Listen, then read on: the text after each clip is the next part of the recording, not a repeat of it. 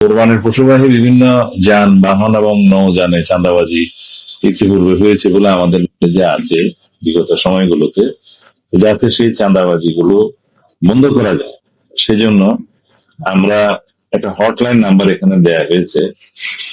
নৌপরিবহন মন্ত্রণালয় মনে হয় এটা। এটা আপনারা হটলাইন নাম্বার গুলো পাবেন, কোন মন্ত্রণালয়, কোন সংস্থা, কোন নাম্বারে হটলাইন দিয়েছে। সেখানে আমরা ইনফরমেশন মাফিক আমরা দ্রুত ব্যবস্থা নেবো। আইন শৃঙ্খলা রক্ষাকারী বাহিনী থাকবে, ফায়ার সার্ভিসেরও আমরা এখানে একটা হটলাইন দিয়েছি 102।